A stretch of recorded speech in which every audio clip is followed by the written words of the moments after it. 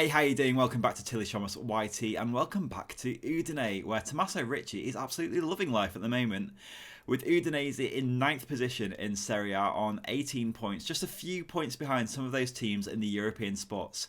And as the season goes on, we're going to be trying to chase those teams down. Just quickly before we get started though, I want to say a big grazie mille to Udine fan on YouTube, posted a couple of great comments, including a list of potential signings for us and some players to keep an eye out for. If you are new to this save, then it's worth telling you that at the start we disabled the option, the ability for us to be able to search for players. We are purely relying on our scouting staff, just to make it that little bit tricky. Tomasso Ricci, likes a challenge. But that said, definitely take a notice on those players. We're going to keep an eye out for them. And also, the comment reminded me of the connection between Udinese and Watford. So we need to keep an eye out for Watford players as well. See if any of them could add to our ranks. Also, on the last video, Adam McCulloch commented saying that my inner Tony Pulis is my weakness and that we need a quicker striker to replace Luca. I'm inclined to agree, but I am also set in my ways. So we'll see how Luca gets on in this episode. But in transfer news, and you know what, I'm actually recording this on transfer deadline day in the UK, so it's all kicking off, but we do have some transfer news here in Udinese as well. And that breaking transfer news is that we have received an offer from Eibar for Sandy Lovric, 3.4 million they want to pay us for him. We did previously receive and reject a couple of offers for him off stream. I don't think they were in videos, but it was easy to reject them then because we're just trying to figure out what direction we wanted to take this team in. But now that we know we desperately need funds for January and that we don't have much money and that we probably want to bring somebody in that centre midfield spot anyway, I think now is the time to start listing to teams when they come forward with offers for Lovric. And I think if we can get somewhere around 4 million for him, that would make a massive difference to our chances of bringing in some real quality in January. So we're going to go into this and see if we can get a little bit more money out of Eibar. So here we are then in HQ in the Nerve Centre where the magic happens for Tomasso Ricci's wheeling and dealing in his office. We do have Piero who can play that centre midfield role, so we're definitely willing to listen to offers for Lovric, but like I said before, if we can get closer to that 4 million mark, that's with a budget of just under 10 million, another 4 million is massive, isn't it? So we're going to propose the new transfer fee, and we'll just go straight in with 4 million and see what they think about that. And they're happy with that 4 million. We maybe could have got more for him, but 4 million, I think, for a player of his standard, bearing in mind the funds that we have available, and some of the other players that we've looked at on the that are in our shortlist, and some more that we're scouting, I think that's all right. And as discussed in the last episode, Arthur is one of those players we were looking at for that centre defensive midfielder role. And with the sale of Lovric, the funds that we have available have now exceeded his market value, and we do have room in the wage budget as well. So he's an option, but that sale obviously won't go through until January anyway. So we do have a little bit of time to make sure we get the right player in.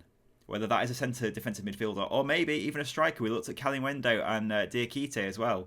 And Kalimwendo, 78 rated, 80 pace. He is great. He is a bit too expensive for us. But Umar Diakite, with his pace at 5.5 million and a really low wage, there's an option there, isn't there? There is an option there. Adam McCulloch said that we needed to get some pace in, that my inner Tony Pulis would not get us to where we want to be. He's only 73 rated, but at the age of 20... it's an option, that, isn't it? That's very, very interesting. Anyway, first up today, we are playing Genoa. Just have a quick look at the other games we will have in this episode. I think we're going to do 3 as usual. And of course, we have Monza in the league after Genoa. But in between those 2 games, we have Monza again. And we are getting our Coppa Italia campaign off to a start. And that's exciting. Obviously, winning the league is a bit of a stretch for us, isn't it? At the moment, we're trying to get into some of those maybe Conference League places in the table. But the cup, anybody can win a cup. Who's to say it can't be Udinese? So let's get underway then with our first game of this episode. The squad we've chosen today is the squad you probably expect, the squad that you know and love. We do have Modesto on the right wing instead of Etsibwe, and Lovric has made room. He's gone to the bench. that transfer for him to Eibar, by the way, has now been confirmed, so he's definitely going to be off in January, meaning we do need to find a replacement for sure. But I'm feeling good about this team. I'm feeling good about the tactic. It's a nice sunny day in Udine at the end of November, and I think we stand a very good chance of getting a result from this game. Genoa getting us underway then, and I think Luca's very much going to be in the spotlight here, as we saw that Diakite on the shortlist. Looks like he could be a good option up top. So it's really, I was going to say the onus is on Luca to impress, but the whole team have let us down there. We've played barely 2 minutes, but in real time, I think it's less than 20 seconds. We're 1 down already. It's not a good effort from McCoy to keep it out either, but ooh, I thought this was going to be an easier fixture. Apparently not. Here's Torre into Karlstrom, and then Soriano. Probably the standout player of our save so far. He takes a shot from outside the box. It's saved. Modesto can't get his effort on target, but it's out to Sanchez now. He on his left foot, and it's tipped by Zanoli. Oh, sorry, Zanoli I think was the defender, but it's tipped by the Genoa keeper. Right, Modesto using his pace with good effect. In towards Luca, who gets up to it. He wins the header. He was under pressure from the defender. Virgo tips this one around the post as well. We've got another corner, and since we went a goal down, we've been good. That's a good effort from Luca. We want to see more of that from him. Is it opening up for Genoa here? They found a pass inside again, and that is a quite remarkable shot. Closer to the corner flag than the goal. And we've got Modesto outside Luca onto his onto the right flank. I'm going to put it in immediately. It's back to Sanchez. Soriano has space. He has space to shoot. It was blocked. And I think, for once, one of the dodgy handball calls might have gone our way. Soriano took his shot from just outside the box. The defender didn't have much time to react to it. And that's very harsh. It was deflected, first of all, onto this player who it kind of looked like it hit him in the stomach. We've had them go against us. We're not going to complain. Luca's going to have a chance from the spot. He's had 1 penalty so far this season, and he did miss it. And what's he going to do this time? And cool as you like from Luca. You know what? I wanted to do something a bit special with the Panenka. I thought I'd give it a go. Didn't mean I wasn't scared though. But top corner. And yeah, that brings us level in the game. Nice, cool penalty finish from Luca. And now Sanchez on the right-hand side. He's got Luca in the middle of the box. Can we get it to Luca? He doesn't really react, but Soriano's got it. He shoots. Oh my God. It might be getting a bit silly now with these handballs. What do you think? Do we need to turn the handballs off? What do you think? We've had a couple go against us. Again, we'll take it in this game happily, but if you're not sure about the realism here, maybe we need to turn them off. I think they're just about random enough that it keeps scorelines interesting. They don't ruin games, at least not every game, but we're very fortunate here to have another opportunity from the penalty spot to now take the lead, and it's Luca again. And that's a really bad penalty from him. I'm not sure if the keeper's going to save it anyway, but it hit the post. He might have got a touch on it, the keeper. I think the first penalty we had in this career as well, that Luca missed, was put in that same area, and he looks disappointed, and he should do, to be honest. But I guess that makes up for the dodgy handball call, doesn't it? 1-1 at half-time. And obviously there's some more chips brought back at half-time. So with the ball out of play, we will make that change. Etsibwe on for Modesto, who's taken that knock. Again, Modesto's looked pretty good, hasn't he? He's probably offered more than Etsibwe has in many of his games, but he's got an opportunity now to get us the victory.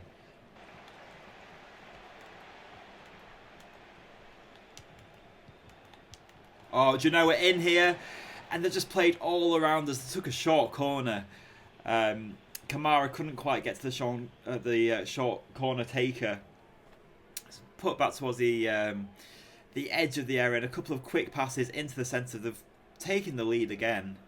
Slightly sloppy from us. We were just drawn out of position. I think it was a good little exchange of passes there into the centre. It just opened up for Zanoli, who had an easy finish. Let's wait on to Brenner. It bounces for Brenner, who strikes it on the bounce. A half volley into the ground. And we've got another corner. Tauvin, and it's Torre who gets the header. Can't really put any pace on it. Brenner has Etienne making a good run. And it's right, we need to do something about the handballs. We need to do something about the handballs. That's our third handball penalty of the game. The good news is Luca isn't on the pitch to miss it. But come on, Tauvin. The pressure's on here. And he makes no mistake. Brings us level. 83 minutes gone. 7 minutes remained of normal time for us to find a winner. I'm not upset about the handball because we desperately needed a goal. But maybe it is time to turn those handballs off because they're a little bit too frequent, aren't they?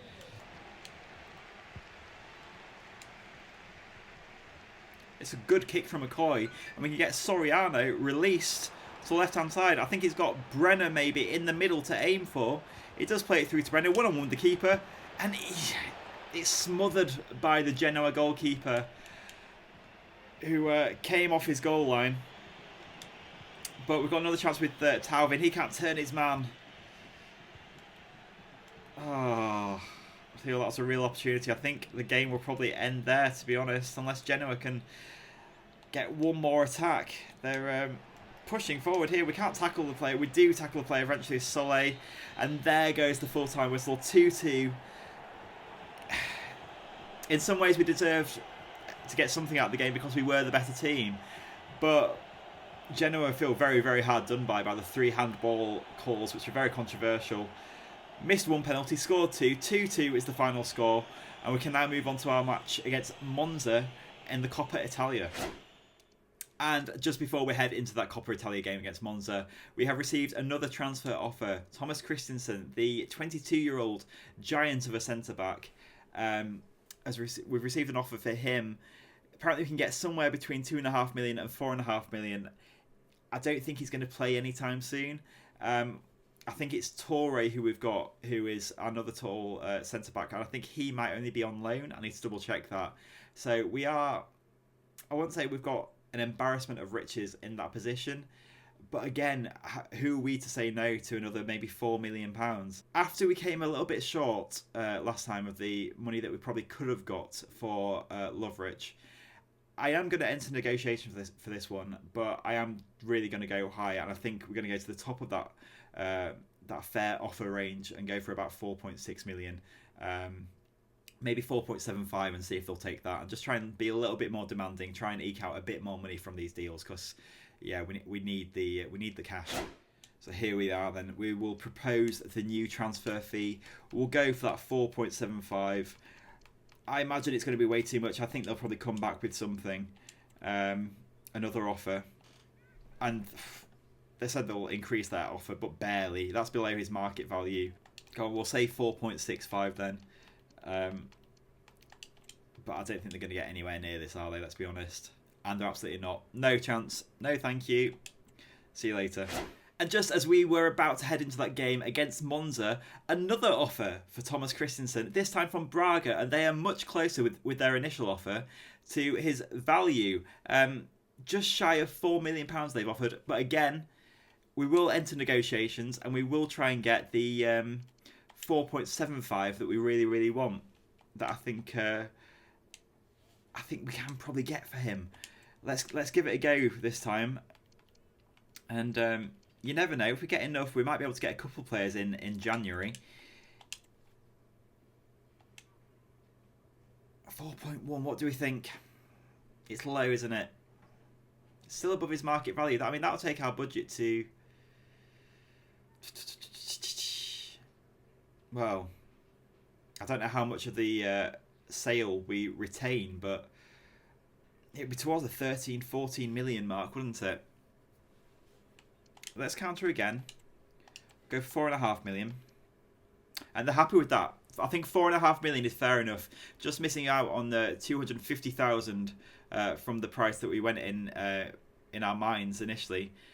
I think that's all right. I think 4.5 million is okay for a player that probably isn't going to play much anyway. I say that he might play this game because with the short turnaround between the league fixture and the Coppa Italia fixture, we're going to have to do some squad rotation. So the Coppa Italia gets underway in the rain. We have made some changes to the lineup. We'll go through those as we play. Nothing too crazy though. I think there is a player in the centre of defence we haven't seen before. I can't quite remember his name though. Who is it? Try and pass the ball to him. It's Giannetti. Giannetti in the centre of defence. And we have a midfield pairing of Piero and Lovric, with Toro going to the bench. Sanchez starts, as does Atta in the place of Soriano, who was a little bit tired after the last game. And yeah, let's try and get through to the next round. Oh! I think that is Atta who hits the bench. That man's got a wonderful moustache. And yeah, Atta off the bar. That would have been some goal to open his account for the season. He's away onto Luca, who's... It wasn't his first touch that was bad. I think it might be his second or third touch. I don't know what he did then or how he even did it, but gives away possession far too easily. But here is Sanchez. It's a good run from him onto his left foot. His right foot, he just kind of pokes at the ball, and it's out for a corner. Alexis Sanchez then in towards Biol. We've seen that move before. The advancing keeper beat into it by Biol. This time he can't score, but it was dangerous, and that's probably our best chance of the game so far. It's Maldini for Motta, who I believe might have moved today on transfer deadline day. I swear I saw his name floating about. I think he's gone to another Serie A club. But his touch is just about the last touch of the half. And even Stevens so far. Luca with an intelligent ball to the near hand side. Ezebue will nod it back in towards Luca, who gets the ball first. He lays it back to Lovric. He can shoot from distance. And he couldn't generate the power, couldn't get the accuracy on it. It just floats harmlessly over the bar. And Kamara has the ball back again to Piero. Can he pick a pass? He finds Sanchez, who goes inside to Luca, and then we've got Ezebue on the outside. Can he hold up play just long enough to let somebody get into position here? He runs out of play himself, but back to Piero here. He's going to have a shot with his right foot, and he's gone the same way as Lovric did with his earlier long-range effort. No control. Wildly over the bar. 58 minutes gone, still 0-0. And we've probably had the ball more than Monza, but I wouldn't say we've necessarily deserved the lead still, because we've just been pretty wasteful. And then when we have had chances, there haven't been good efforts. Just a bit of time to Atta, who try and curl it the inside of his right foot. It's Cranio makes a quite dramatic save, but it's an easy one for him in the end. So just over 10 minutes left in this game. I'm not sure how it works in the Coppa Italia. Do we have replays, or do we have extra time in the first fixture? I'm not sure what I prefer at the moment, because we're probably the more dangerous team, but we're low on energy. I'll say that as Monza bring the ball into the centre of the box. They've got an opportunity to shoot. Now they're holding on to it rather than pulling the trigger. It's the extra pass inside, and Akoi down to his right hand side can only deflect into the bottom corner. We've got just under 10 minutes now to bring this game, bring ourselves back into this game. That's really disappointing. They just didn't shoot for ages, but you just knew it was coming. Come on, Luke. If you're going to do anything this season, start doing it now, please. He makes a pass to Brenner, who turns onto his right foot, and his effort is blocked. It's desperate stuff now as we head into the closing stages of this fixture. Just over 2 minutes left of regular time. We're running out of time to make something happen. It will be Atta who takes the ball here. He's got a chance to put it into a difficult place. It's deflected towards the goal. The keeper has to make a save. It would have been an own goal had it gone in. But that's not good enough for us. We need a goal. We need it fast. We've got just 2 minutes left, and unless we can win the ball back quickly, we do. But it's going to be our last effort to do anything with it. It's Atta here. What options has he got? He's got Zamora on the left-hand side. The 2 minutes are up. Whatever happens now is going to be it. And that is it for our Coppa Italia campaign. We fought at the first hurdle. It really, really just highlights to me the fact we don't have anybody who can finish, or at least not consistently. And we can get revenge of sorts in the next game, the final game of this episode. um, a revenge of sorts, because nothing will change the fact that we're now out of the Coppa Italia, and that's really disappointing. We were the better team, but we couldn't score, and when it came down to it, we just couldn't defend.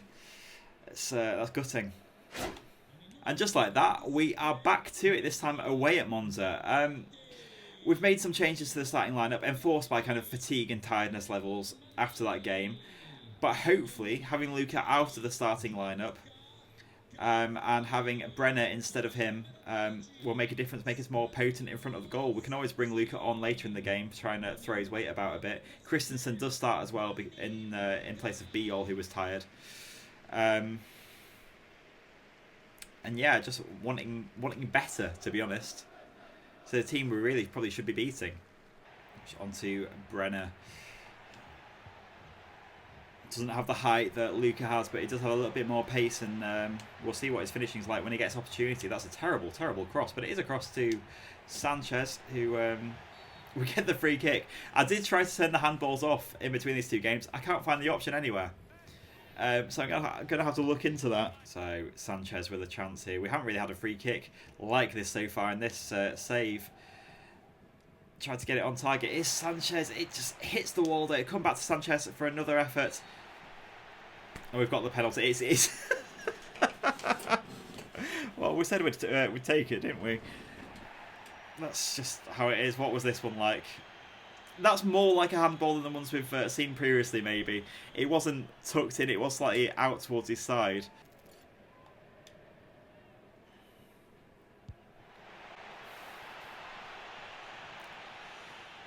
Oh dear.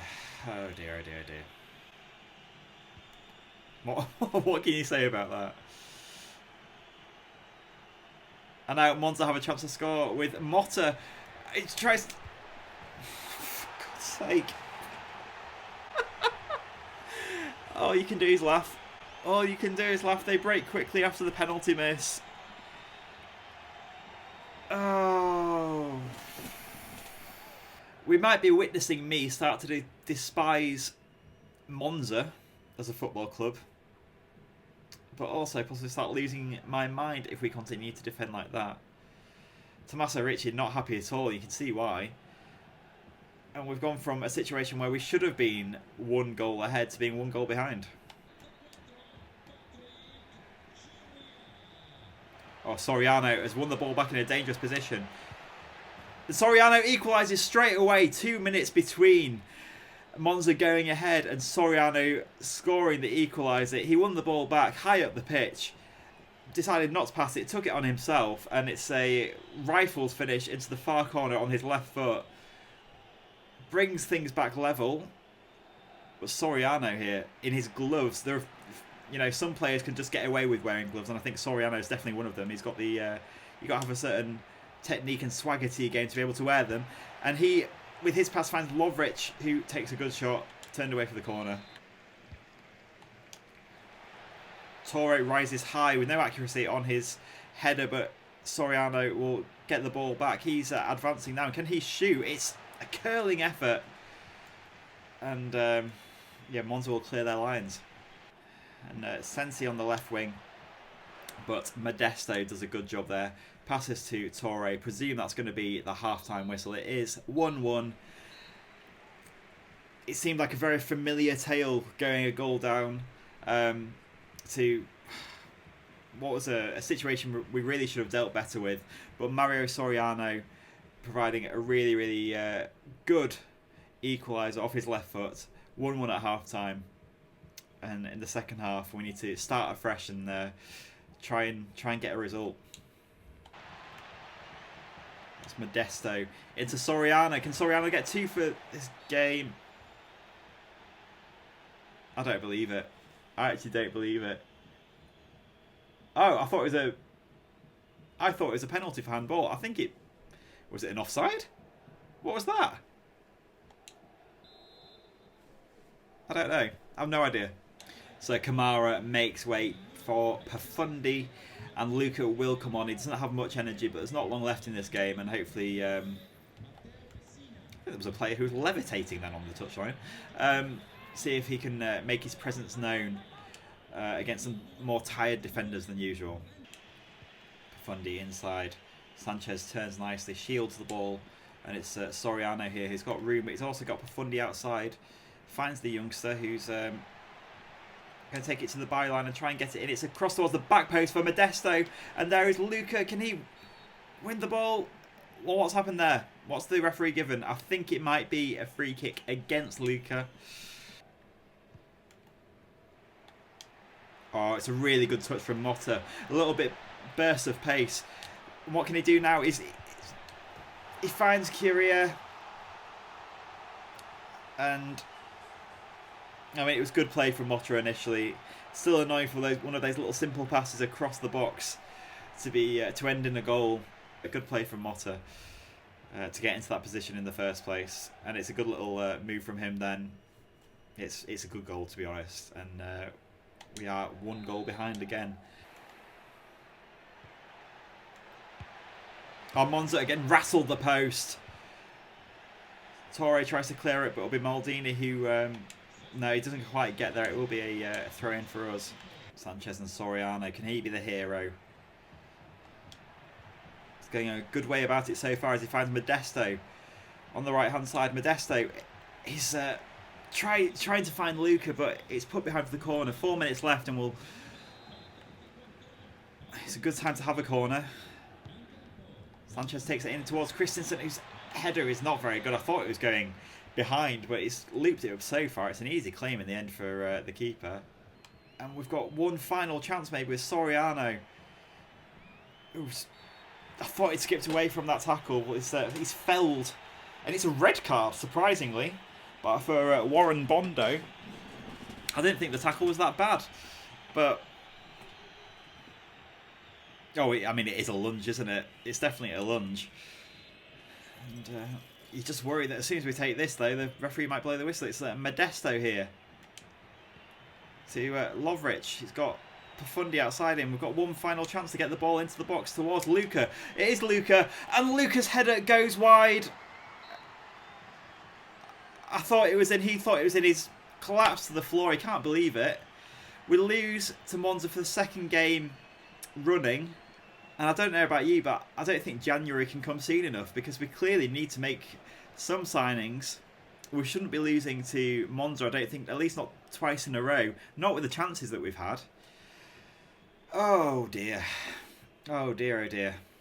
Anyway, I'd say it's been a joy, it's been a frustration, but I hope you've still enjoyed seeing this instalment of Tomasso Ricci's journey with Udinese.